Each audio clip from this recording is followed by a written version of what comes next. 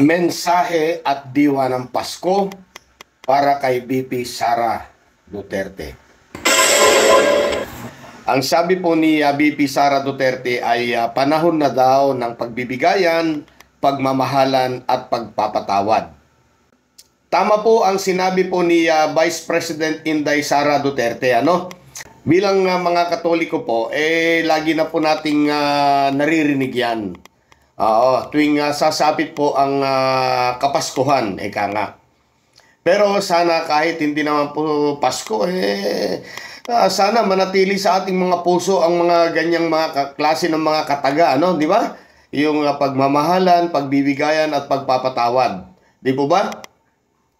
Kasi para sa akin ay hindi lang naman po Kapaskuhan, tuwing Kapaskuhan tayo ay dapat mapagmahal or mapagpatawad at mapagbigay. Di po ba? Tama, hindi? Your Honor, bakit yung mensahe ni VP Sara parang naiiba? Ito, may babasahin kasi ako sa inyo.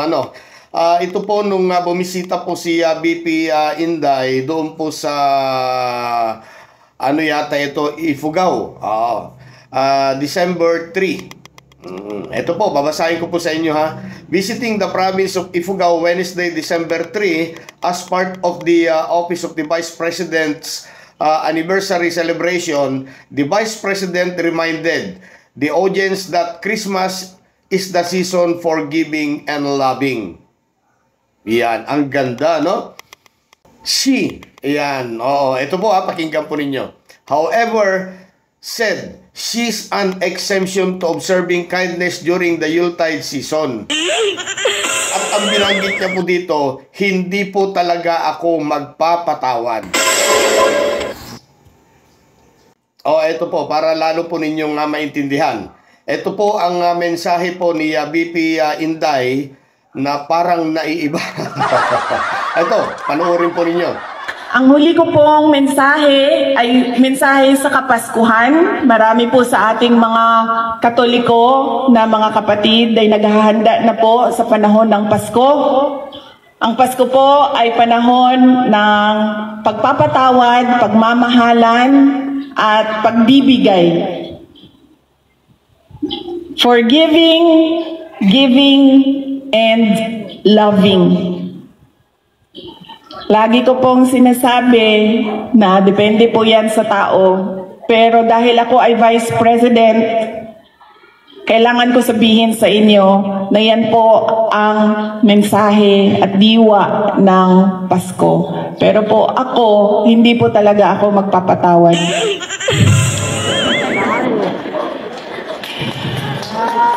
Pero kailangan ko sabihin sa inyo na ang Pasko ay panahon ng pagpapatawad. Nasa sa inyo na yan.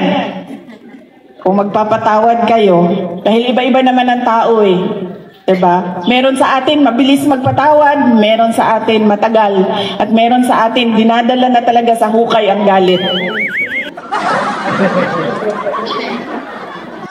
Ayan, mga kababayan at mga ka-explore, gusto niyo pa ba? Gusto niyo pa bang makakita ng iba pang video para lalo ninyong makilala ang ating Vice Presidente? Para makilala ninyong lubos. Eto pa, panoorin po ninyo. Ang sinasabi ko lang po ay sundin po natin yung batas Kaya dito nga, sa sir, House. sundin natin yung Kasi batas. nandito po kayo dito sa bahay ng Kongreso. Yes, sir. Madam Vice President, that is the decision of the committee as a whole. Sana po respetuhin po ninyo. Yes, sir. Tinutulungan ko lang kayo, sir, kasi napapahiya ang Pilipinas. Ganito ba ang House of Representatives? Tinutulungan ko lang kayo. Hindi pa kayo nakakita ng kalaban na tulad ko. Okay, ayan po. So, ano po sa palagay ninyo? O baka naman lalong hindi na kayo mapalagay yan. Ano kaya kung maging presidente si VP, Kung lamang kung sakali.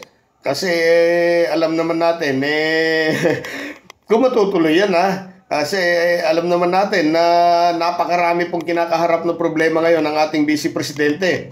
Andyan yung unang impeachment na nakasalang na, tapos bali-balita, meron pang kasunod, may isa pang impeachment. At may mga kaso pa pati, may mga kaso pang isasampa sa kanya. Palagay ko, baka mamaya, hindi na nga matuloy yung pangarap na ito, Baka malabo na ang pangarap ni Vice Presidente na maging Pangulo. Hindi ba? Pero kung sakali lamang po kung sakali, maging presidente si VP Sara, hindi kaya puro paghihiganti lang ang gagawin nito? Dahil ang tingin po niya, pinipersonal at pinupolitika siya nitong Marcos administration. Bahala na kayo dyan mga kababayan. Tanong ko lamang naman yan kung ano po ang sa tingin po ninyo. Okay? Okay, bahala na kayo dyan mga kababayan. Open po ang ating comment section para sa inyong mga kuro-kuro opinion patungkol po sa ating mga pinag-uusapan ngayon. Maraming salamat po sa panunod mga ka-explore at mga kababayan. Magandang araw po sa ating lahat. Pilipinas, Luzon, Visayas, Mindanao hanggang sa ibang bansa.